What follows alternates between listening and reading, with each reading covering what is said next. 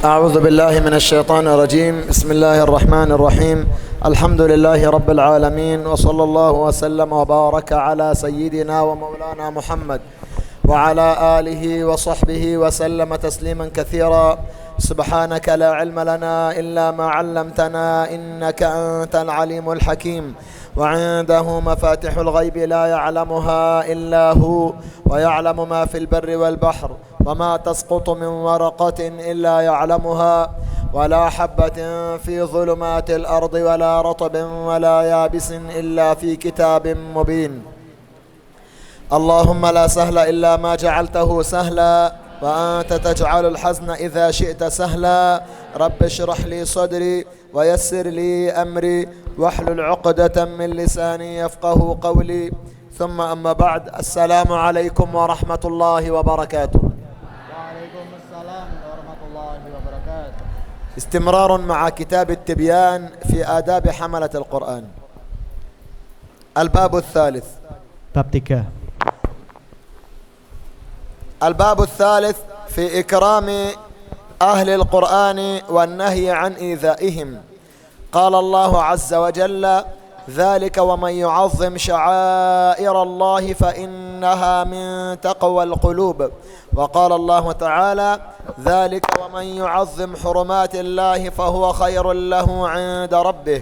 وقال تعالى: واخفض جناحك لمن اتبعك من المؤمنين. وقال تعالى: والذين يؤذون المؤمنين والمؤمنات بغير ما اكتسبوا فقد احتملوا بهتانا وإثما مبينا.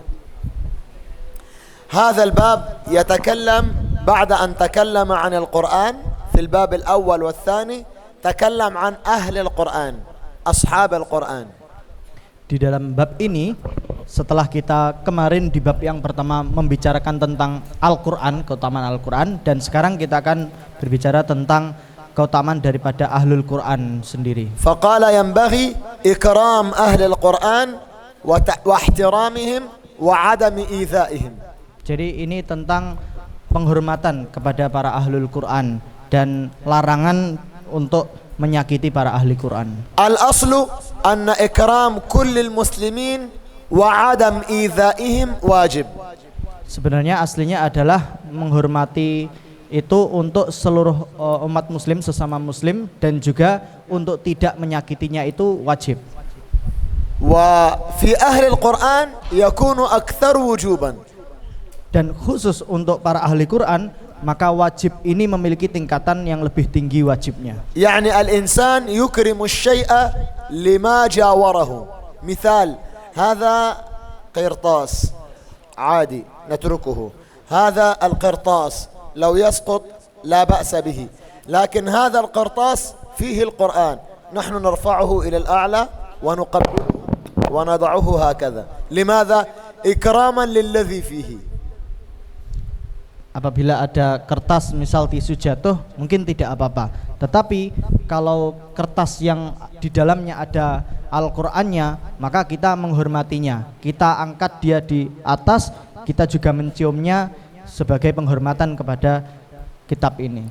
هذا ورق وهذا ورق، هذا الورق نحن نصنع هكذا ونرمي، وهذا ورق نحن نصنع هكذا. الفرق الذي في داخل الورق إكراما للذي في داخل الورق. Jadi ini ada lembaran, tisu itu lembaran, dan kitab itu juga lembaran. Sedangkan tisu kita gunakan untuk mengelap wajah, sedangkan untuk yang kitab kita tidak gunakan sebagai penghormatan. Apa yang dihormati yaitu apa yang ada di dalamnya. لماذا نحن نكرم أهل القرآن؟ Kenapa kita menghormati para ahli Quran? بسبب العلم والقرآن الذي في داخلهم. Karena ilmu dan juga Al-Quran yang ada di dalam mereka. عرفتم الحج؟ تعرفون الحج؟ Kalian tahu haji? في الحج نحن نذهب إلى الكعبة وهناك حجر اسمه الحجر الأسود، كل الناس يذهب إليه ويقبله. وفي أيام التشريق نحن نأخذ الحجارة ونضرب الحجر الآخر. ما الفرق بين هذا الحجر وهذا الحجر؟ هذا الحجر في الكعبة نحن نكرمه ونقبله، وهذا الحجر إبليس نحن نرجمه بالحجارة. Dalam pelaksanaan ibadah haji, kita menemukan ada satu batu Hajar Aswad yang dimana kita menciumnya dan kita menghormatinya. Dan ada juga dalam pelaksanaan ibadah haji di hari tasyrik, kita menemui batu yang kemudian kita lemparkan kepada iblis saat jumroh. Apa perbedaan antara satu batu ini dengan batu yang lain? Batu untuk Hajar Aswad karena dia berada di dalam Ka'bah. Fa ikramu ahlillah wajibun fil Qur'ani was sunnah. Ikram ahli al-Qur'an wajib fil Qur'an was sunnah. Maka menghormati para ahli Quran itu hukumnya wajib di dalam Al-Quran ataupun dalam As-Sunnah. Nahnu qara'na 4 ayat wa naqra' al-ahadith al-an. Kita tadi sudah membaca 4 ayat dan setelah ini kita akan baca hadis. وعن أبي موسى الأشعري رضي الله عنه قال قال رسول الله صلى الله عليه وسلم إن من إجلال الله تعالى إكرام ذي الشيبة المسلم وحامل القرآن غير الغالي فيه والجافي عنه وإكرام ذي السلطان المقسط. وعن عائشة رضي الله عنها قالت أمرنا رسول الله صلى الله عليه وسلم أن ننزل الناس منازلهم. وعن جابر بن عبد الله رضي الله عنه أن النبي صلى الله عليه وسلم كان يجمع بين الرجلين من قتل أحد ثم يقول أيهما أكثر أخذا للقرآن فإذا أشير إلى أحدهما قدمه في اللحد. نعم، هذه الأحاديث تقول أن من السنة إكرام أهل القرآن ورفع درجتهم وإكرامهم وخدمتهم حتى لو كانوا صغير السن، حتى لو كان قليل المال، حتى لو كان قليل السلطان. Di dalam hadis-hadis ini disebutkan bahwasanya adalah sebuah sunnah untuk menghormati para ahli Quran, yaitu menghormati mereka walaupun mereka itu lebih muda, masih kecil, tetapi karena mereka memiliki Al-Quran maka penghormatannya adalah sunnah. وكان رسول الله صلى الله عليه وسلم يقدم صاحب القرآن في إمامة الصلاة ويقدم صاحب القرآن في قيادة الجيش ويقدم صاحب القرآن حتى في القبور. Dan di dalam hadis ini juga disebutkan bahwasanya Rasulullah lebih mendahulukan orang-orang yang kemudian menghafal Al-Quran, para ahli Quran untuk maju sebagai imam, dan juga lebih mendahulukan orang-orang yang menghafal atau para ahli Quran sebagai pemimpin dalam perang, dan juga mendahulukan mereka bahkan sampai untuk ketika dimasukkan ke liang lahat yang didahulukan adalah ahlul Quran. في أحد استشهد 70 من الصحابة فكان رسول الله صلى الله عليه وسلم يدفن رجلين معا ويقدم أهل القرآن، يعني لو هذا يقرأ القرآن يحفظ 20 سورة وهذا يحفظ 10 يقدم الذي يحفظ أكثر حتى في القبر في اللحد في القبر. Dalam perang Uhud di sana syahid 70 orang. Kemudian di saat itu Rasulullah menguburkan secara bersama 2 orang, dan saat itu ditanya siapa yang lebih banyak hafalannya, dikatakan salah seorang tersebut, maka yang didahulukan untuk dikuburkan adalah yang ahlul Quran. Wa thabata fi as-sahihain an rawa al-Bukhari an Abi Hurairah an an-nabiy sallallahu alaihi wasallam annahu qala inna Allah azza wa jalla qala من آذى لي وليا فقد آذنته بالحرب. وثبت في الصحيحين عنه يعني عن أبي هريرة أنه صلى الله عليه وسلم أنه قال من صلى الصبح فيه فهو في ذمة الله تعالى فلا يطلبنكم الله بشيء من ذمته. وعن الإمامين الجليلين أبي حنيفة والشافعي رحمهم الله تعالى قال إن لم يكن العلماء أولياء الله فليس لله ولي. إذن الله تبارك وتعالى أمر بإكرام أهل القرآن ونهى عن أذيتهم. إياك أن تؤذي العلماء، لأن من يؤذي العلماء فقد أساء الأدب مع الله، والله تعالى سيصيبه الضر في الدنيا قبل الآخرة. من آذى لي وليا من عادى لي وليا فقد آذنته بالحرب. Di dalam hadis ini dijelaskan bahwasanya kita sehendaknya untuk menghormati para ahli Al-Quran, dan di sini ada larangan untuk menyakitinya. Disebutkan bahwasanya siapa yang kemudian menyakiti para ahli Quran, maka dia telah mengajak perang dengan Allah. Maka tidak boleh untuk ahli Quran itu disakiti. Kalau kita kemudian menyakiti ulama, berarti dia telah melakukan adab yang tidak baik kepada Allah. وقال الحافظ ابن عساكر رحمه الله: اعلم يا أخي الحبيب أن لحوم العلماء مسمومة. لحوم العلماء مسمومة. هذا اللحم للعلماء مسموم فيه السم. الذي يأكل لحوم العلماء سيموت. Dikatakan bahwasanya dagingnya para ulama itu terdapat racun di dalamnya. Jadi barang siapa yang makan dagingnya ulama, maka ada racun di dalam dagingnya. طبعا هذا ليس اللحم هذا. المقصود به الغيبة والنميمة والإيذاء باللسان. Maksudnya bukan daging secara literal, tapi dagingnya di sini adalah ketika kita menggibahkan para ulama tersebut. يعني لا تتكلم في أحد في العلماء. لو أنت تنتفع منه اشكر الله وادعو له. لو أنت لا تنتفع لا تتكلم بالسوء أبدا. قال صلى الله عليه وسلم: من كان يؤمن بالله واليوم الآخر فليقل خيرا أو ليصمت. Maka kalau kamu dapat mengambil manfaat dari salah seorang ulama, maka bersyukurlah kepada Allah Subhanahu wa taala. Apabila kamu tidak bisa mengambil manfaat dari seorang ulama, maka cukup jangan katakan sesuatu. إذن الباب الأول والثاني والثالث يتكلم عن فضل القرآن وفضل قراءة القرآن ووجوب إكرام العلماء وأهل القرآن وعدم إيذائهم. Jadi bab 1, 2. Bab al-awwal fadl al-Quran. Bab pertama tentang berbicara tentang keutamaan Al-Quran. Al-bab al-thani fadl qira'at al-Quran.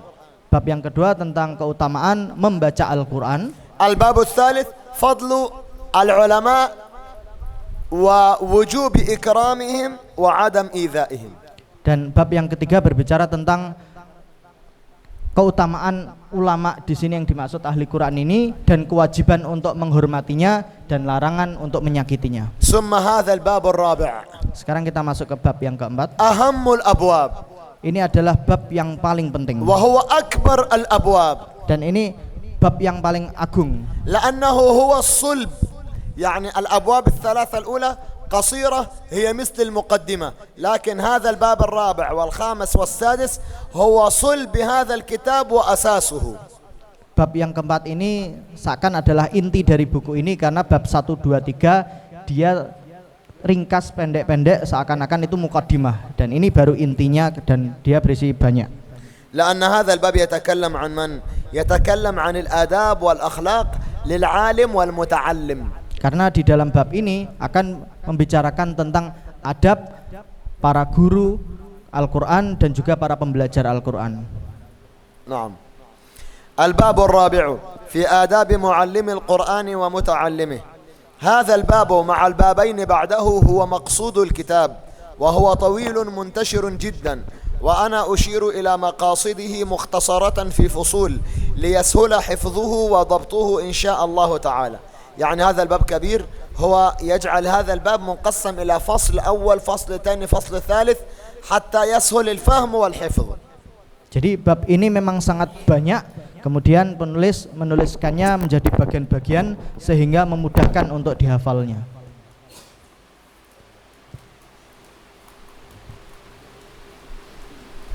فصل أول ما ينبغي للمقرئ والقارئ: واحد، أن يقصد بذلك رضا الله تعالى.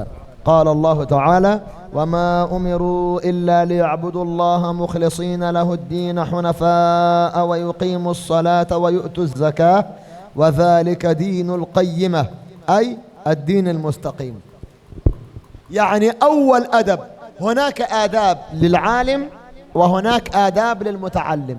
أول أدب مهم جدا للعالم والمتعلم سواء الإخلاص، أن يقصد بهذا العلم وجه الله تعالى، ليس الدنيا وليس الرياء وليس السمعة.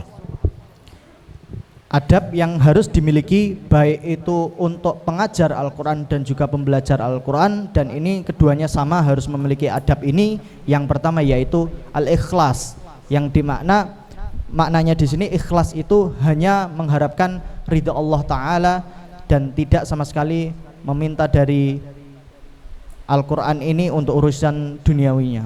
لأن الإخلاص أهم عمل يقدمه الإنسان إلى الله وما أمروا إلا ليعبدوا الله مخلصين له الدين. الإخلاص أهم الأعمال.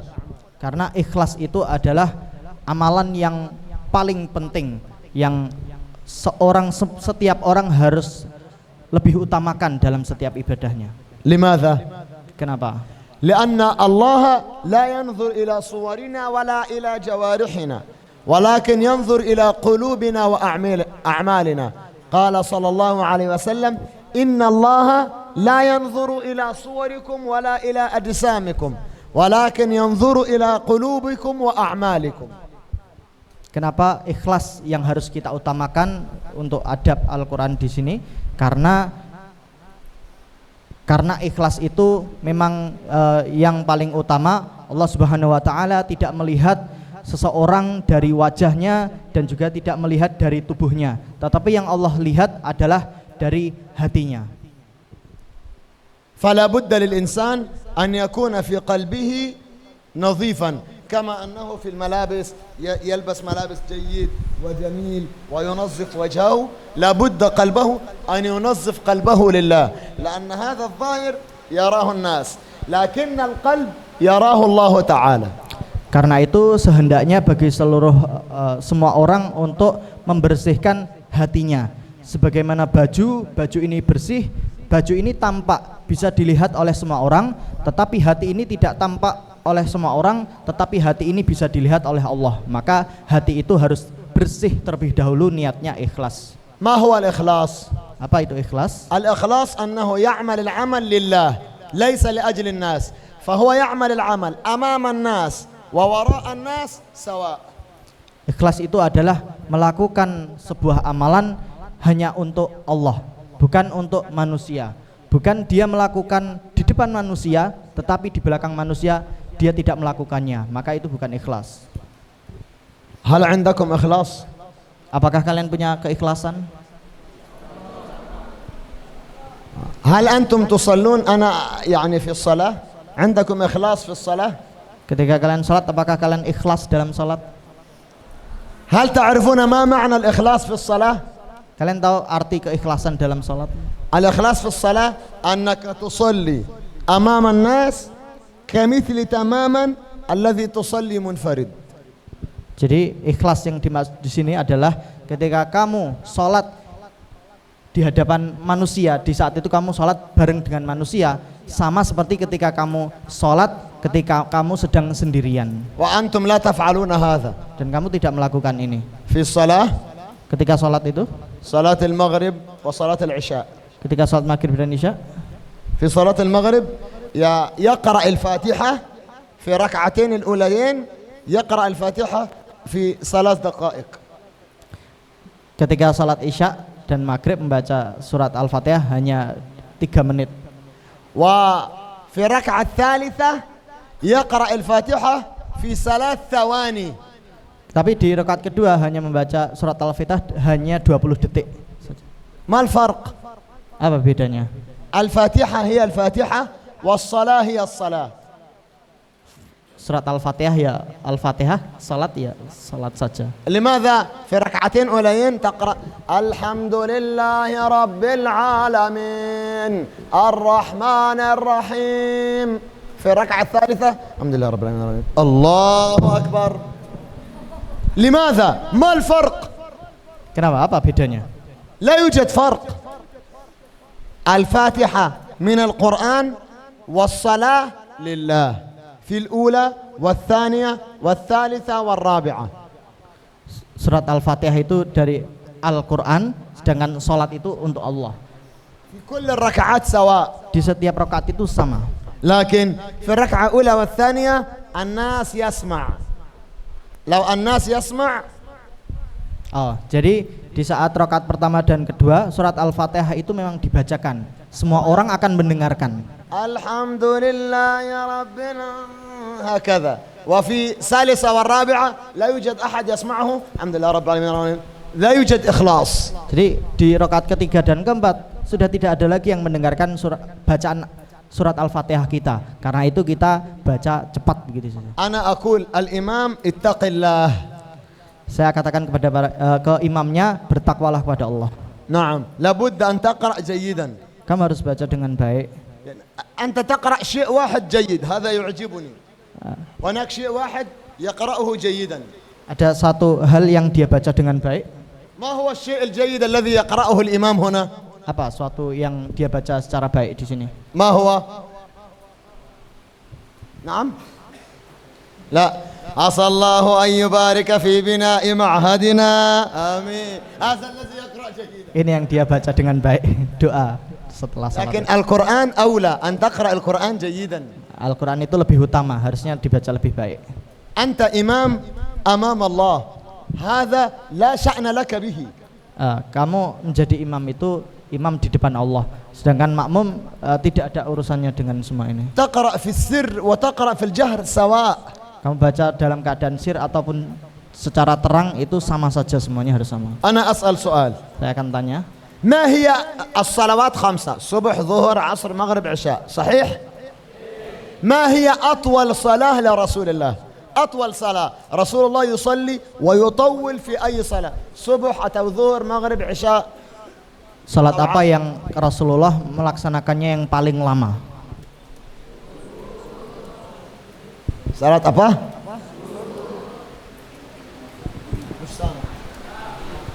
الذي يعرف يرفع يده. صلاة ماذا؟ Angkat tangan yang tahu salat apa yang paling lama? صلاة ماذا؟ صلاة apa? Salat tahajud. تهجد. يا سيدي أنا أتكلم عن الفريضة. جيد. أنا أتكلم عن الفرائض. الصبح الظهر العصر المغرب العشاء. ما هي أطول صلاة في الصلوات الخمسة؟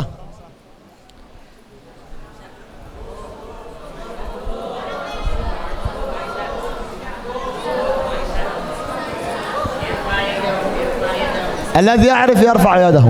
Yang tahu angkat tangannya dulu. أو تعرف ترفع يدها. Yang akhwat kalau tahu juga angkat tangan dulu, baru menjawab.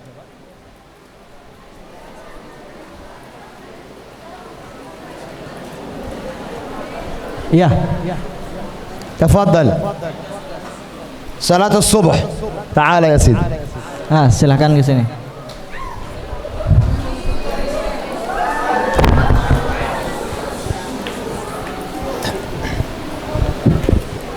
عند صلاة Subuh.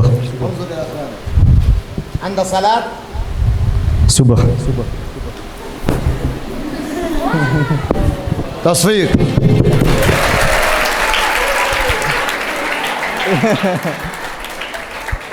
صلاة apa?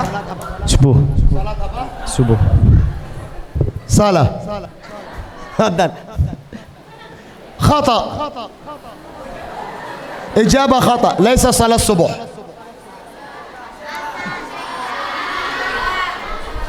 صلاة apa? عشاء. صلاة apa? صلاة.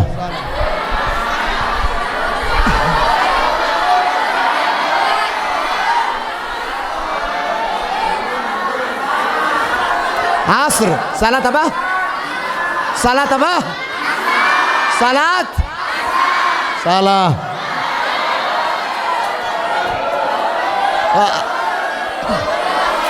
صلاة الظهر. صحيح.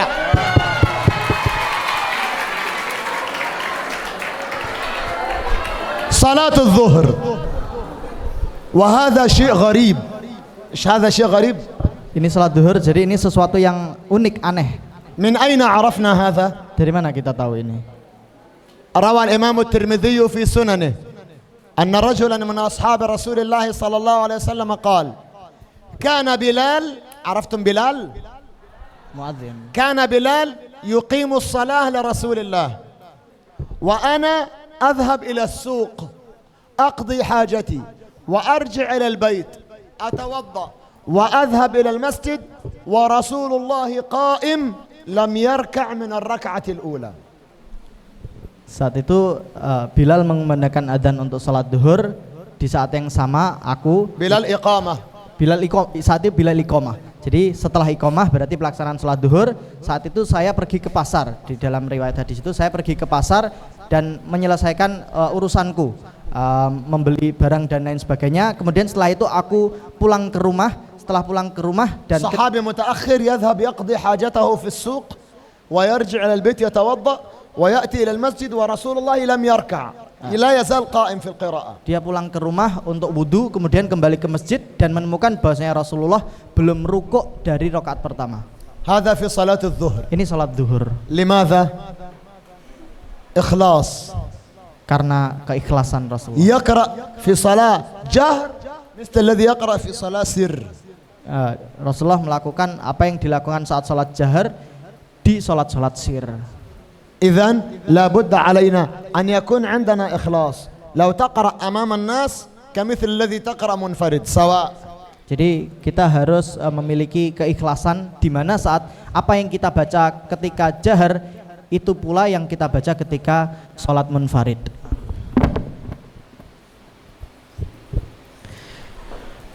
وفي الصحيحين عن رسول الله صلى الله عليه وسلم أنه قال إنما الأعمال بالنيات وإنما لكل امرئ ما نوى. وهذا الحديث من أصول الإسلام. يعني ماذا؟ الثواب على نيتك. أنت ماذا تنوي ستأخذ عليه أجرا. Jadi apapun pahala itu adalah sesuai niatnya. Kamu berniat dengan apa, maka itulah yang akan kamu dapatkan. Anta taqra al-Quran. Limadha? Ana aqra al-Quran hatta an-nas yaqulu ana rajul salih. La yujad ajr. Limadha taqra al-Quran? Ana aqra al-Quran hatta yaqulu sawtuhu jamil. La ya'khudh ajr. Limadha taqra al-Quran? Lillahi ta'ala. Wa uridu ath-thawab wal-ajr. Wa uridu ta'lim at-tullab wal-akharin القراءة الصحيحة. هذا الذي له أجر. فالأجر ليس على العمل، الأجر على النية التي هي في القلب. Jadi ketika ditanya kamu kenapa membaca Al-Quran, kemudian kamu katakan agar aku dikatakan oleh orang kalau aku ini lelaki yang soleh. Atau ketika kamu kenapa baca Quran, agar orang mengatakan bahwasanya suaraku bagus. Nah, situasi ini kemudian maka tidak akan ada pahala di dalamnya. Tetapi katakanlah bahwasanya kamu membaca Quran, saya mengharapkan pahala dari Allah Subhanahu wa taala. Maka ini yang harus kita tanamkan dalam niat kita. ولذلك أي عمل لا يوجد فيه إخلاص لا يوجد أجر. Maka amalan apapun yang tidak ada keikhlasan di dalamnya, maka tidak ada pahalanya di dalamnya. رجل يتصدق حتى يراه الناس الرياء هل هذا يوجد له أجر عند الله؟ Orang yang kemudian bersedekah agar bisa dilihat oleh orang-orang, apakah ada pahala di dalam ini? لابد أن يكون هناك إخلاص النية الصادقة لله تعالى. Maka harus ada keikhlasan dan niat yang tulus hanya untuk Allah Subhanahu wa taala. وروينا عن ابن عباس رضي الله عنهما قال إنما يحفظ الرجل على قدر نيته وعن غيره إنما يعطى الناس على قدر نياتهم. يعني إيه؟ يعني النية هذه مهمة جدا لأن النية هي عمل القلب والله ينظر إلى هذا القلب. Karena niat itu adalah amalan hati dan Allah hanya melihat kepada hati manusia. طيب ما هي علامة الإخلاص؟ Apa tanda dari sebuah keikhlasan itu? مختلف. Ada perbedaan. لأن القلب في الداخل. Karena hati itu di dalam. نحن لا نعرف الإخلاص لم نراه لم نسمعه لم نمسكه هو في القلب. Kita tidak bisa mengetahuinya, nggak bisa melihatnya, nggak bisa mendengarnya, tidak bisa merasakannya karena dia di dalam hati. لكن له علامات في الظاهر. Tetapi dia memiliki tanda-tanda yang jelas. من أول علاماته استواء العمل أمام الناس وفي الخلوة.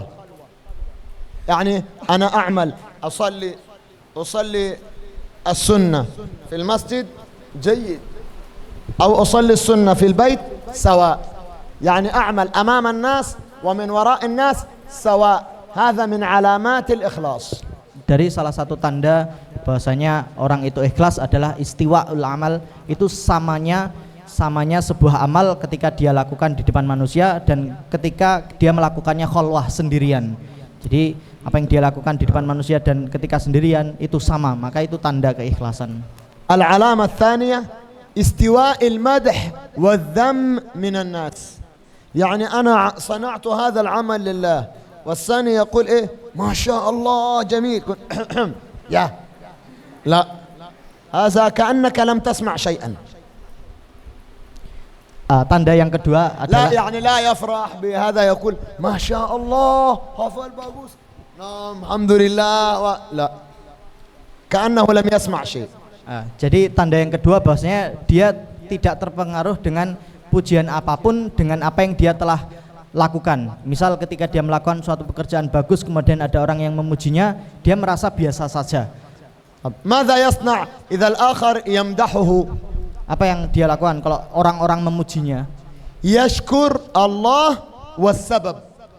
Dia hanya satu yang akan dia lakukan, dia langsung bersyukur kepada Allah dan kepada penyebab dia bisa melakukan itu. لو أحد يقول إيه ما شاء الله الشيخ أحمد جميل وجيد أنا أقول إيه الحمد لله وشيخي هو الذي علمني أنا لست شيء. Ketika dikatakan ينسب الفضل إلى الله وإلى السبب. Maka ketika dipuji oleh seseorang dari pekerjaan yang baik yang telah dia lakukan, maka dia hanya akan bersyukur kepada Allah yang pertama, dan yang kedua dia akan menyebutkan penyebab dari kenapa dia bisa melakukan itu, yaitu dia akan nisbahkan itu, ini syekhku yang mengajariku, seperti itu. كمثل أهل الجنة. أهل الجنة حينما يدخلون الجنة يقولون ماذا؟ Seperti ahli jannah, para penghuni surga, ketika memasuki surga apa yang mereka katakan? الله تعالى يقول عن أهل الجنة حينما يدخلون الجنة يقولون وقالوا يعني أهل الجنة وقالوا الحمد لله الذي هدانا لهذا وما كنا لنهتدي لولا أن هدانا الله. يعني الحمد لله يا رب أنت الذي جعلتني أفعل هذا العمل الصالح ليس أنا الجيد لا الله الفضل من الله.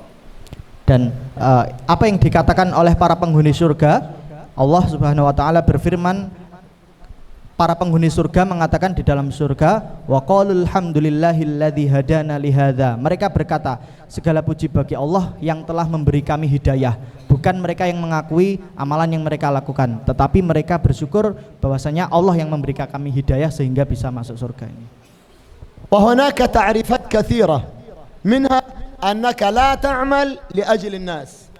Ada banyak juga definisi yang banyak bahwasanya kamu tidak melakukan suatu karena manusia. Misal, anta tadkhul min al-masjid. Misal kamu masuk ke masjid, wan nas yanzuruna ilaik. kemudian orang-orang ngeliatin kamu. Ana usalli rak'atain. Allahu akbar. Hadha anta tusalli li ajli an-nas yanzuruna ilaik. Law anta tadkhul al-masjid munfarid ستجلس ولا تصلي.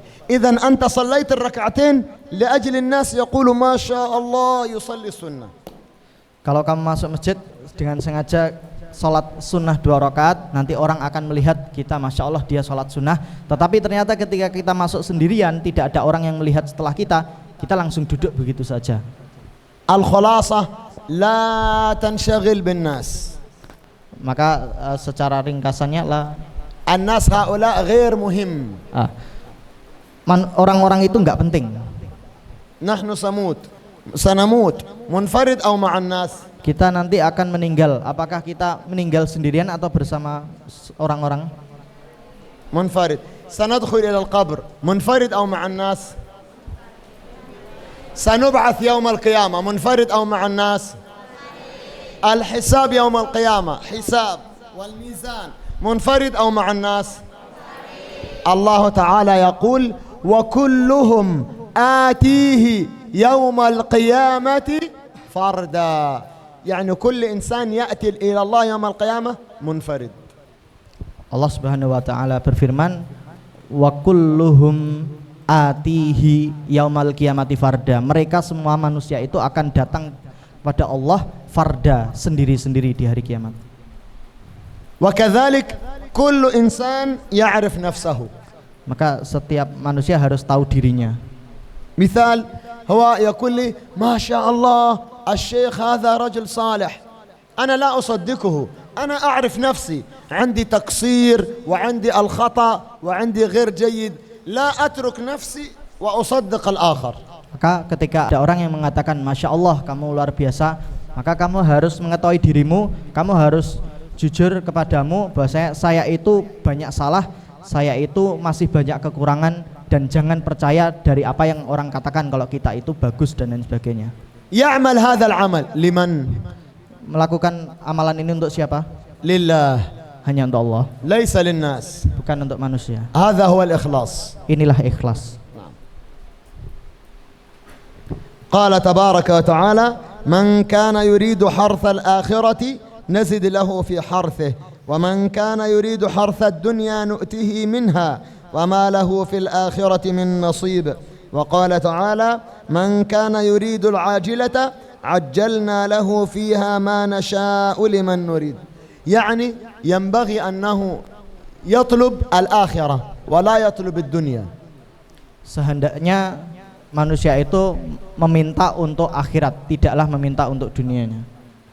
يطلب الآخرة لأن الآخرة هي الباقية ولا يطلب الدنيا لأن الدنيا هي الفانية والزائلة.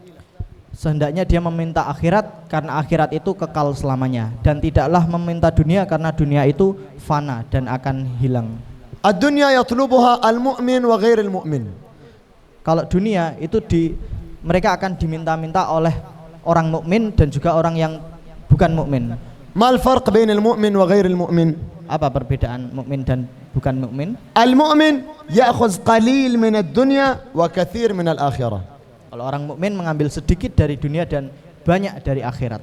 الدنيا يأخذ منها لأنها مهمة لكن قليل ليس كثير. Nah, dia mengambil dunia, dia paham kalau dunia itu penting, tetapi yang diambil hanya sedikit saja. لكن الكفار يأخذ الدنيا فقط. Tetapi orang-orang yang kafir itu hanya mengambil dunianya saja. وهم أحسن منا في الدنيا. Mereka يعني memang أوروبا وأمريكا عندهم المال والطعام والشراب والتكنولوجيا وكل شيء أكثر منا لكن لا يوجد عندهم الدين. Nah, mereka memang banyak yang lebih baik dari kita dalam segi dunianya, teknologinya, dari produksi makanannya dan lain sebagainya. في الآخر إلى النار.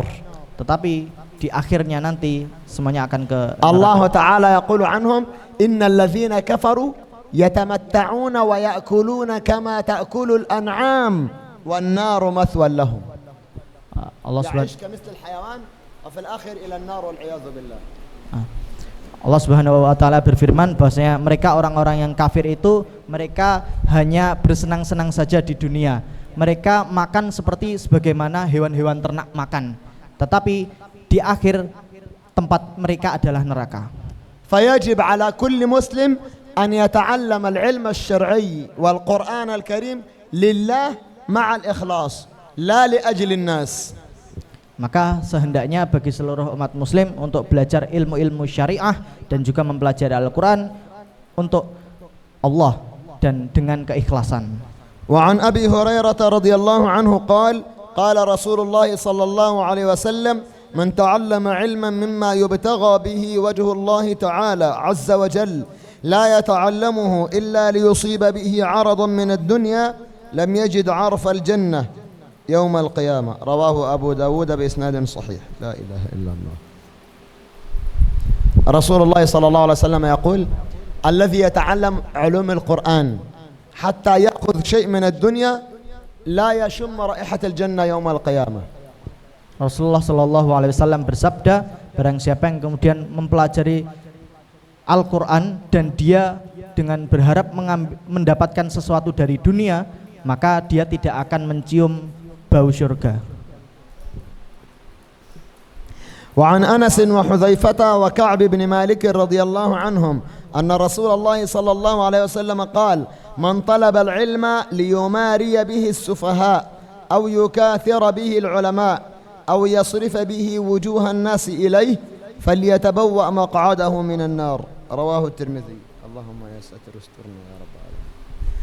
قال رسول الله صلى الله عليه وسلم الذي يتعلم العلم يقصد به أنه يعني يجعل الناس يقولون ما شاء الله عليه حتى الناس يمدحونه.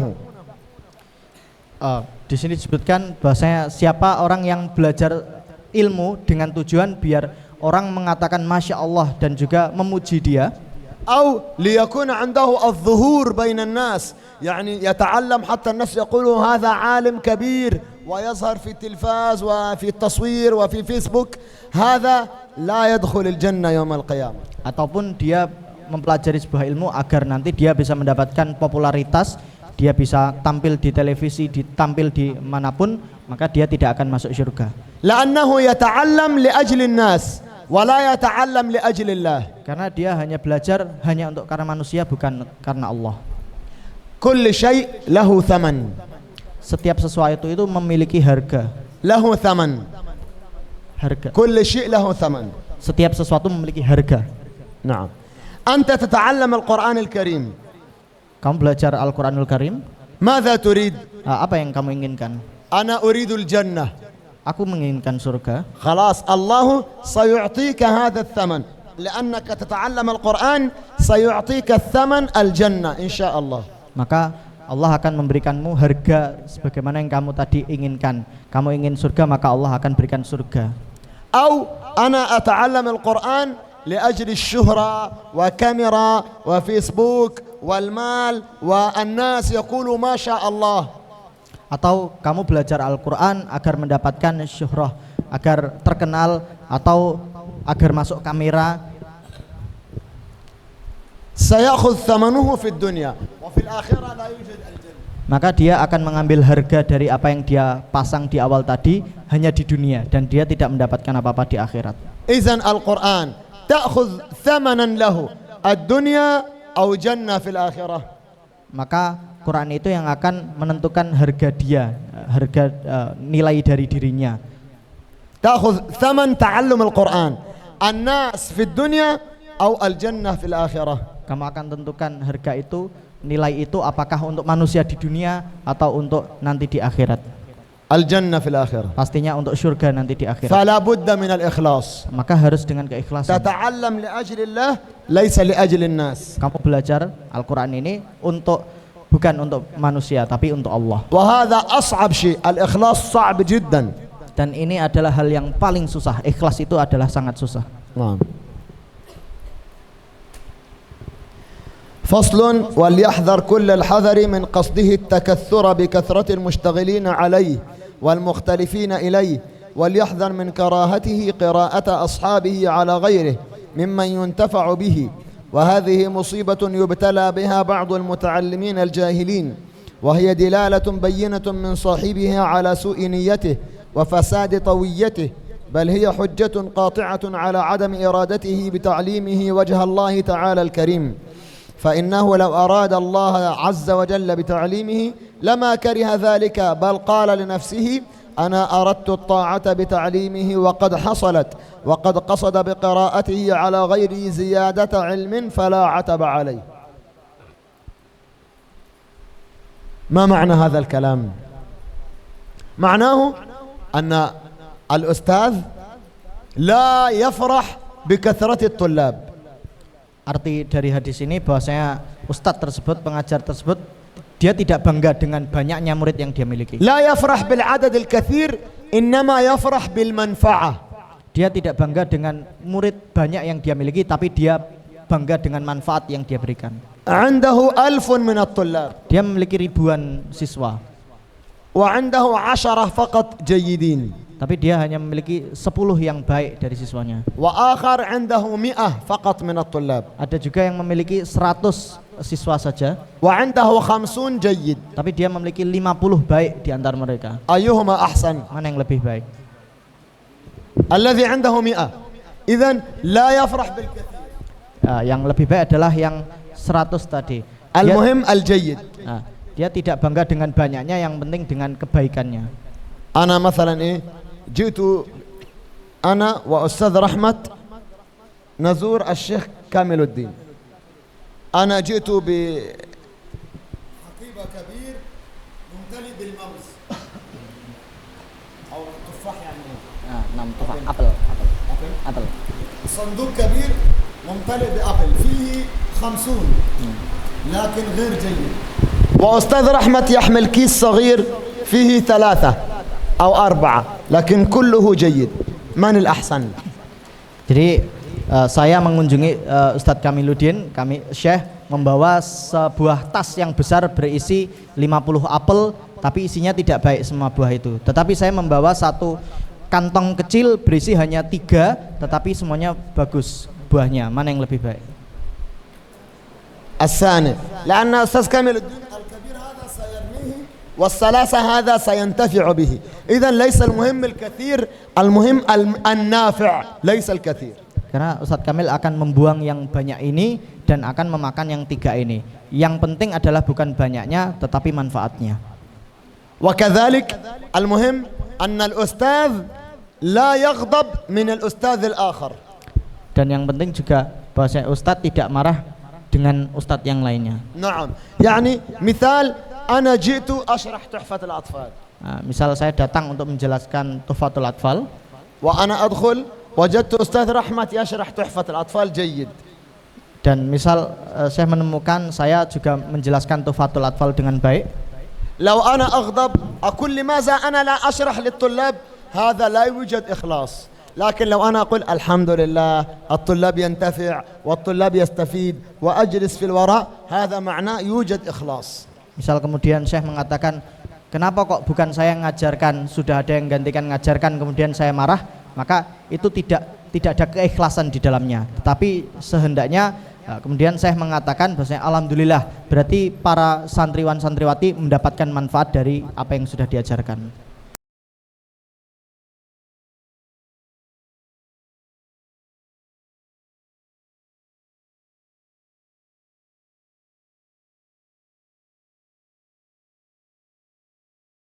Itu dalam adab belajar Al-Quran itu adalah ikhlasnya.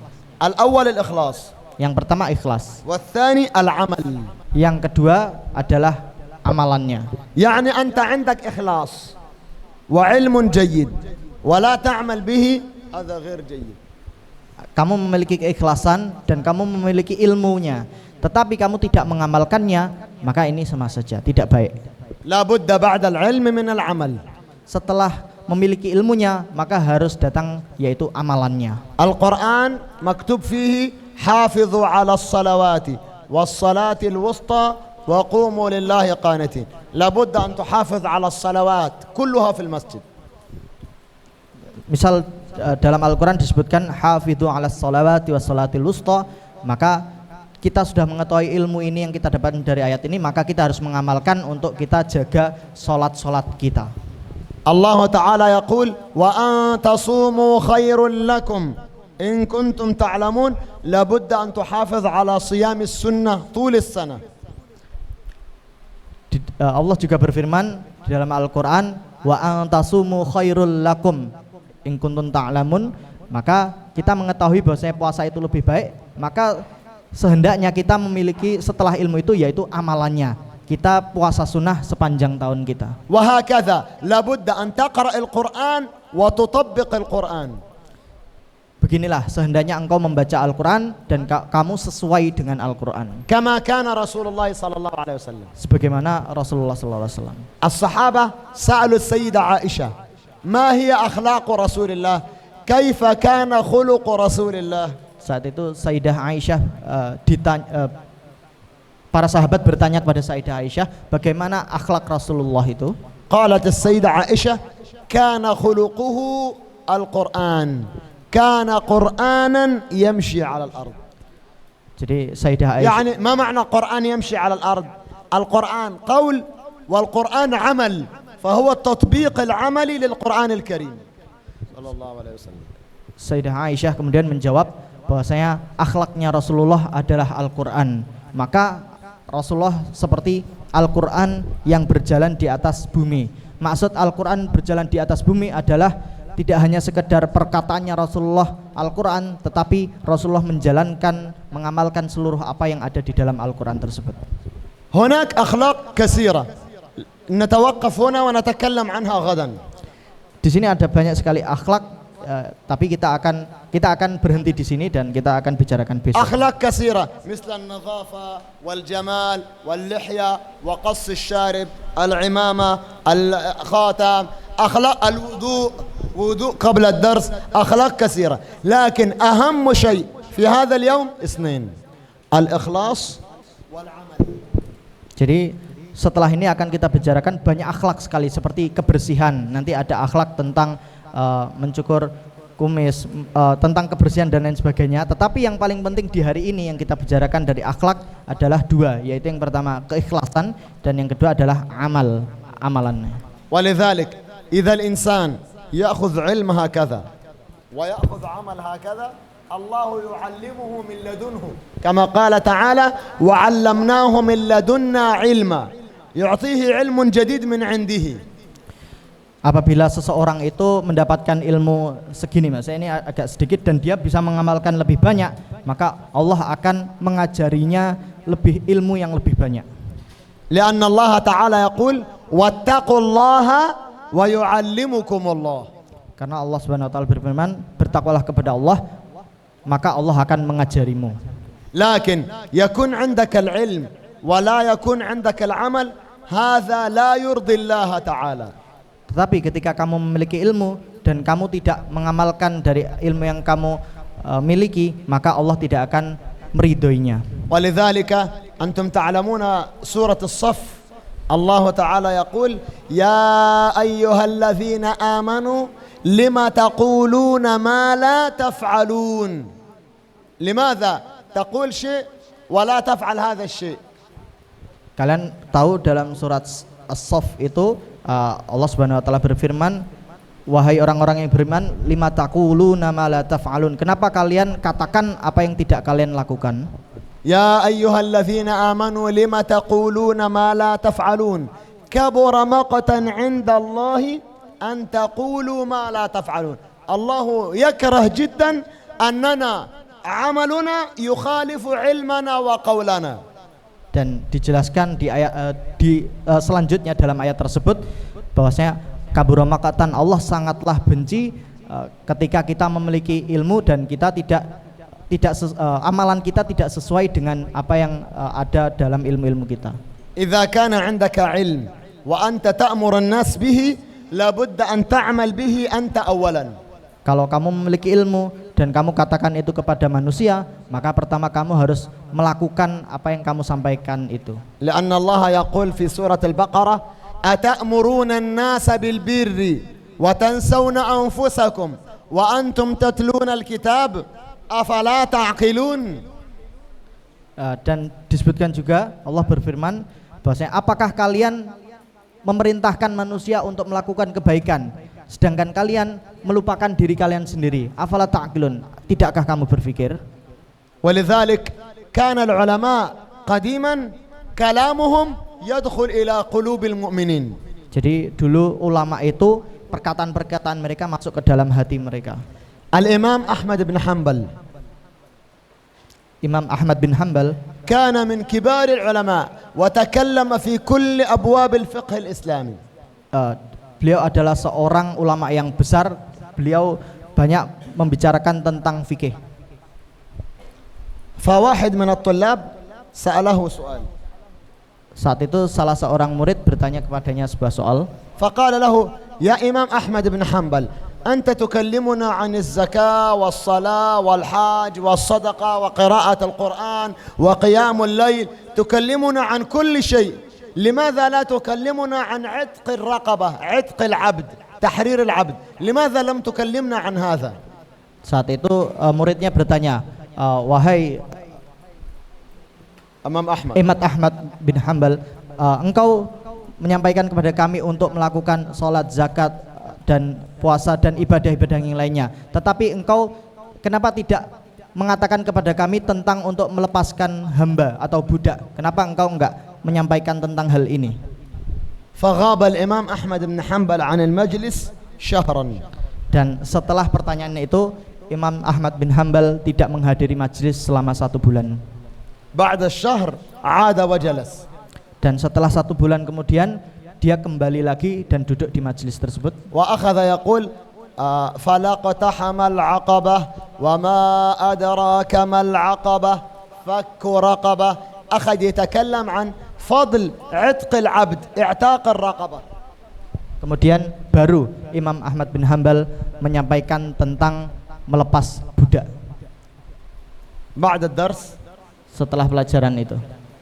السائل سأل الإمام أحمد منفرد Ah, سأله يا إمام أحمد لماذا تأخر الإجابة شهرا كاملا. nah, setelah pelajaran murid tersebut kemudian bertanya kembali, wahai Imam Ahmad, kenapa kok jawaban yang tadi terlambat sampai sebulan? قال ليس عندي عبد Imam Ahmad mengatakan karena saya tidak punya budak وليس عندي مال. dan saya juga nggak punya harta. كيف أنا أتكلم عن عتق العبد وأنا لا يوجد عندي عبد ولا يوجد عندي مال. Kemudian bagaimana saya berbicara tentang memerdekakan budak atau hamba sahaya sedangkan saya nggak punya budak dan nggak punya harta. فترك العلم شهرا. Maka dia meninggalkan majelis ilmu itu selama 1 bulan dan dia baru mengamalkan dan dia mendapatkan beruntungan harta dan dia membeli budak dan setelah itu dia merdekakan untuk ثم Allah. يجلس ويقول تحرير العبد هكذا. Kemudian dia duduk dan baru bisa mengatakan dia memerdekakan budak seperti ini. قال حتى لا أكون من الذين قال الله عنهم أتأمرون الناس بالبر وتنسون أنفسكم كيف أنا آمركم بشيء وأنا لا أفعل. Sampai saat itu Imam Ahmad mengatakan dalam menyebutkan ayat, bagaimana bisa aku mengatakan menyuruh kalian tentang kebaikan sedangkan kalian melupakan diri kalian, atau Imam Ahmad nggak melakukan itu. ولذلك كان العلماء الأوائل إذا يتكلمون الكلام يدخل إلى القلب مباشرة. Karena itu ulama-ulama di masa awal-awal dulu itu kalam-kalam mereka selalu masuk ke dalam hati. وكانوا قليلين عدد قليل. Padahal mereka jumlah ulama itu sedikit. لكن الآن Tetapi sekarang يتكلم كثيرا. banyak ngomongnya. seperti saya يتكلم كثيرا ويعمل قليلا. Banyak ngomong tapi hanya beramalnya sedikit. ولذلك نحن تمسك الهاتف شيخ محمد شيخ أحمد شيخ حسن شيخ علي بنياك كلام ثم لا يوجد عمل. الكلام لا يدخل إلى القلب لأن الكلام لا يوجد معه العمل. Nah, karena kita membuka HP, di situ ada kita buka syekh siapa banyak kalam yang kita dengarkan tapi tidak ada amalan yang datang setelah itu. آخر شيء آمركم ونفسي بالإخلاص والعمل الصالح.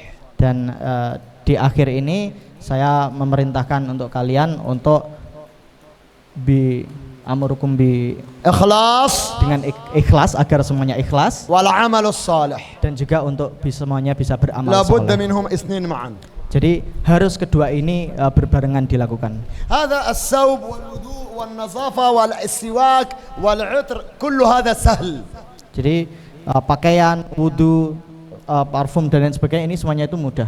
لكن المهم جدا والصعب جدا الإخلاص والعمل الصالح. Tapi yang paling susah di antara ini semuanya adalah yaitu ikhlasnya dan juga untuk beramal solehnya. وصلى الله على سيدنا مولانا محمد وعلى آله وصحبه وسلم تسليما كثيرا والحمد لله رب العالمين والسلام عليكم ورحمة الله وبركاته. Waalaikumsalam warahmatullahi wabarakatuh. Jazakumullah ahsanal jazaa.